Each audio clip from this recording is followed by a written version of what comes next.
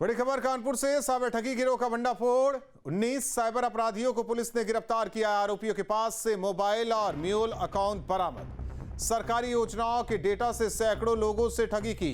पूरे गांव में सक्रिय था जामताड़ा स्टाइल नेटवर्क। फिल्मी अंदाज में ड्रोन से पूरे गांव को घेर कर गिरफ्तारी आरोपियों को की गई। गांव की घेराबंदी के बाद पकड़े गए साइबर ठग। फिल्मी अंदाज में पुलिस ने कार्रवाई की है। रेवना थाना क्षेत्र में पुलिस की ये बड़ी कार्रवाई हुई है। तो बड़ी खबर आपको बता रहे हैं। दरअसल ये सभी सरकारी योजनाओं का डेटा लेकर साइबर ठगी करते थे। तो बड़ी खबर आपको बता रहे हैं कानपुर से, जहां साइबर ठगी गिरोह का भंडाफोड़ पुलिस टीम ने किया है। बाकायदा फिल्मी स्टाइल में भंडाफोड़ किया गया। ये तस्वीरें आपको दिखा रहे हैं जब पुलिस गांव में एंट्री करती है, उस दौरान की तस्वीर।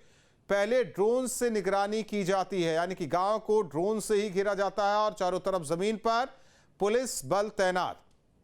और इसके बाद एक एक जो आरोपी उन्हें दबोचा जाता है।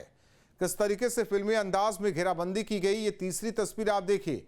यहां देखिए, एक छप्पर के पास ये बैठे हुए साइबर अपराधी जैसे ही ड्रोन देखते हैं भागते नजर आते हैं, लेकिन एक एक आरोपियों पर ड्रोन की नजर रहती है। हर एक आरोपी को गिरफ्तार किया जाता है। तो ये तस्वीरें आपको दिखा रहे हैं पुलिस ने किस तरीके से घेराबंदी की। जमीन पर पुलिस तो आसमान में ड्रोन।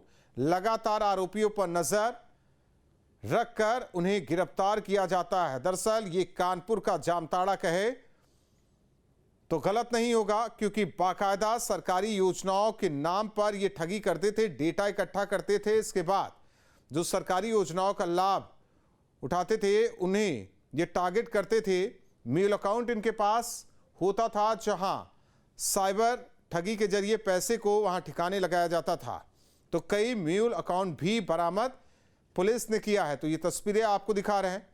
तस्वीरें देखिए, जब चारों तरफ से घेर लिया जाता है, फिर पुलिस अनाउंस करती भी नजर आती है कि चारों तरफ से घिरे, आसमान से भी नजर, जमीन से भी नजर। और इसके बाद ये तस्वीर आपको दिखा रहे हैं। देखिए किस तरीके से ये ड्रोन वाली तस्वीर है। ये देखिए, एक एक साइबर ठग को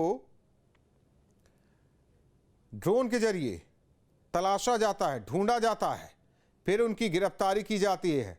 ड्रोन को देखकर भागते भी नजर आए साइबर ठग, लेकिन उन्हें दबोचा गया। ये तस्वीरें आपको दिखा रहे हैं। एक के बाद एक कई पुलिस की गाड़ियां, यानी कि भारी तादाद में पुलिस बल जब मौके पर पहुंचा, इसके बाद गांव को फिल्मी अंदाज में घेरा गया, घेराबंदी की गई, ड्रोन को उड़ाया गया और चारों तरफ से कई ड्रोन्स के जरिए नजर रखी गई, कहीं कोई भाग न पाए अपराधी। और लाउड स्पीकर से पहले चेतावनी दी गई कि साइबर ठग वो अपने आप को खुद पुलिस के हवाले करे, नहीं तो कार्रवाई होगी। कई तो भागते नजर आए, जिन्हें दौड़ाकर पकड़ा गया। तो ये तस्वीरें आपको दिखा रहे हैं। साइबर ठगों पर बड़ा एक्शन कानपुर पुलिस का हुआ है। फिल्मी अंदाज में ये कार्रवाई की गई है।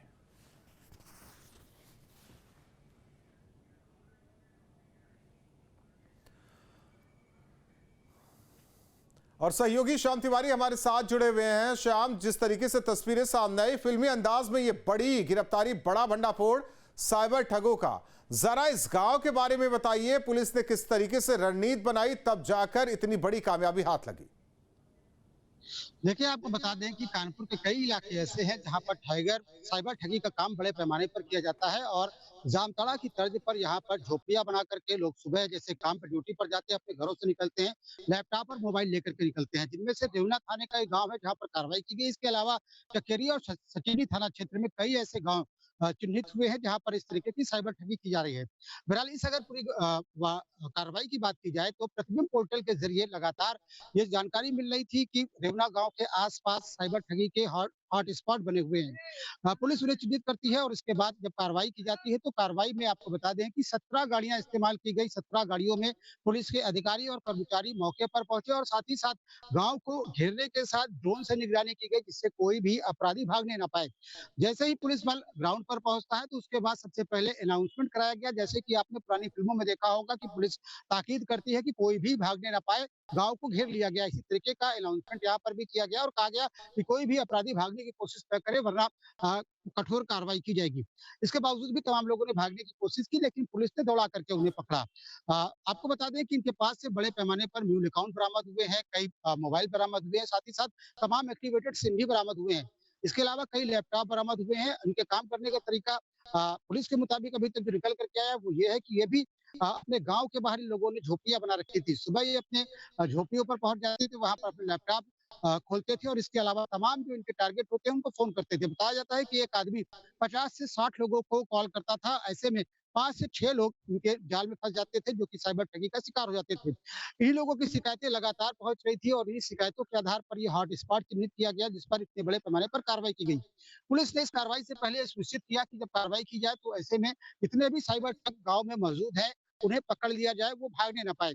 यही वजह है कि पुलिस ने प्लानिंग के तहत पहले गाँव में ड्रोन से रेकी कराई, ड्रोन से निगरानी रखी गई और इसके अलावा स्थलीय स्तर पर 70 आपको बता दें कि पुलिसकर्मी मौजूद थे। 17 गाड़ियों से 70 पुलिसकर्मी पहुंचे थे, जिन्होंने पूरे गांव को घेरा और इसके बाद ये पूरी कार्रवाई सुनिश्चित की है, जिसमें आपको बता दें कि 19 से 20 लोगों की गिरफ्तारी हुई है। बड़े पैमाने पर लैपटॉप, मोबाइल के सिम, मोबाइल और म्यूल अकाउंट बरामद हुए हैं। पुलिस इनसे पूछताछ कर रही है और ये जानकारी करने की कोशिश कर रही है इनके साथ में और कौन-कौन से लोग हैं।